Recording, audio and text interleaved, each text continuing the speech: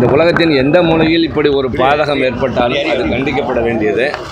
தமிழ்நாட்டை பொறுத்தவரை ஆளுகின்ற அரசும் முதலமைச்சரும் இது போன்ற பிரச்சனைகளில் தீவிரமாக அக்கறை செலுத்தி கவனம் செலுத்துகிறார்கள். அரசு உரிய நடவடிக்கை எடுக்கும். அதே போல் பார்லிமெண்ட்டில் மத்திய அரசோட திட்டங்கள் எல்லாம் தமிழகத்துக்கு வந்துட்டு இருக்கா சார்? பல்வேறு கோரிக்கைகள் வச்சாலும் அவங்க எப்படி பார்க்குறாங்க? தொடர்ந்து நாங்கள் திருப்பி சொல்லிக்கொண்டு தான் இருக்கிறோம். நியாயமாக தர வேண்டியதை கூட அவர்கள் தர தாமதிக்கிறார்கள். முதலமைச்சர் கடிதம் எழுதியிருக்கின்றார். அதற்கு அப்பாற்பட்டு எங்களை போன்றோர் தனிப்பட்ட முறையிலும் கோரிக்கை வைக்கிறோம். நாடாளுமன்றத்தில் பேசுகிற போதும் சொல்லுகிறோம், ஒரு கண்ணுக்கு வெண்ணையும் ஒரு கண்ணுக்கு சுண்ணாமும் காட்டக்கூடாது. குறிப்பாக தமிழகத்தைப் போல மிகச்சிறப்பாக செயல்படுகின்ற மாநிலங்கள் மக்கள் தொகை கட்டுப்பாட்டில் நாம் முன்னிலை வைக்கிறோம். பல துறைகளிலே முதலிடத்தில் இருக்கிறோம். வறுமை ஒழிப்பில் முதலிடத்தில் இருக்கிறோம். மற்ற மாநிலங்கள் வட மாநிலங்களோடு ஒப்பிடுகிற போது தமிழ்நாடு பல வகையிலே முன்னேற்றம் கண்டிருக்கிறது. ஆனாலும் இந்த மாநிலத்தை வேறு கட்சி ஆளுகிறது என்ற மனநிலையோடு பார்க்கின்ற அந்த பார்வையை ஒன்றிய அரசு தவிர்த்திட வேண்டும். அது கூட்டாட்சி தத்துவத்துக்கு ஏற்புடையது அல்ல. இந்த மணிப்பூர் விவகாரத்தில் அமைதியாக இருந்துட்டு மத்திய அரசு இப்போ கொல்கத்தாவில் ரொம்ப எல்லாருமே ரியாக்ஷன் பண்ணுறாங்க. நீங்களே அதை சொல்கிறீர்கள். அதாவது கொல்கத்தா விவகாரத்தில் அவர்கள் அக்கறை காட்டுவதில் நாம் யாரும் குறை சொல்லவில்லை.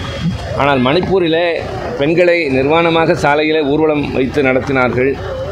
நூற்றுக்கணக்கானோர் கொல்லப்பட்டார்கள். ஆயிரக்கணக்கான வீடுகள் கொளுத்தப்பட்டன.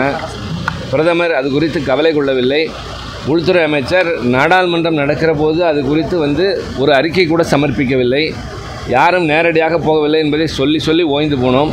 நாட்டு மக்கள் தான் இதையெல்லாம் பார்த்து இந்த அரசாங்கத்தினுடைய செயல்பாடுகளை எடை போட வேண்டும். திமுக அரசு நடத்திய முருகன் மாநாடு திமுக கூட்டணி கட்சிகளுக்கு மாற்றங்களை ஏற்படுத்தியிருக்கு. ஒவ்வொரு கட்சிக்கும் ஒரு கருத்து இருக்கும். ஒவ்வொரு கட்சிக்கும் ஒரு கொள்கை இருக்கும். அரசாங்கத்தை நடத்துகிறவர்களுக்கு சில கடமை இருக்கும். இந்த வகையிலே தான் இந்த பிரச்சனை பார்க்கணும். நடிகர்கள்லாம் கட்சி ஆரம்பிக்கிறது எப்படி பார்க்குறீங்க? ஜனநாயக நாட்டில் யாரும் கட்சி ஆரம்பிக்கலாம், யாரும் அரசியலுக்கு வரலாம், யாரும் தேர்தலில் போட்டியிடலாம். இந்த பிரிவை சார்ந்தவர்கள் வரலாம் வரக்கூடாது என்று நிர்ணயிக்கிற உரிமை யாருக்கும் கிடையாது. வரலாம், மக்கள் தீர்மானிப்பார்கள். அவருடைய செயல்பாடு இருக்குமே தவிர இவர் ஏன் வருகிறார், இவர் எப்படி வரலாம் என்றெல்லாம் கேட்பதில் பொருள் இல்லை. இது ஜனநாயக நாடு. இந்த ஜனநாயக நாட்டில் எல்லோருக்கும் அந்த உரிமை உண்டு. நீங்கள் கூட நாளை தேர்தலில் போட்டியிடலாம். விருப்பம் இருந்தால், செல்வாக்கு இருந்தால் வெற்றி பெறலாம்.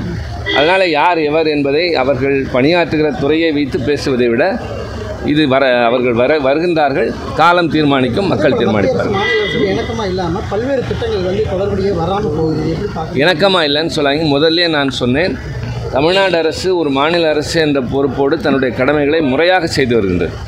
அதனால்தான் பல குறியீடுகளில் நாம் முதலிடத்தில் இருக்கிறோம். தொழில்துறையில் முன்னேறி இருக்கிறோம், வறுமை ஒழிப்பில் முன்னேறி இருக்கிறோம். அதாவது உயர்கல்வி சேர்ப்பில் இந்தியாவில் சராசரியை விட நாம் மிக அதிக அளவில் உயரிடத்தில் இருக்கிறோம். 27 என்பது 47 என்று இருக்கிறது. ஆக தமிழ்நாடு உரசலில் இல்லை, கடமையை செய்கிறோம், உரிமைகளை எதிர்பார்க்கிறோம், கேட்கிறோம், போராடுகிறோம். ஒன்றிய அரசு நியாயமாக நடந்து கொள்ள வேண்டும் என்பது எதிர்பார்ப்பு. இதை ஊடகத்தை சார்ந்த நீங்களும் சரி, நாட்டு மக்களும் சரி, இருவருடைய செயல்பாடுகளையும் எடை போட்டு பின்னாளில் தீர்ப்பளிக்கிற நேரத்தில் முடிவெடுக்க வேண்டும்.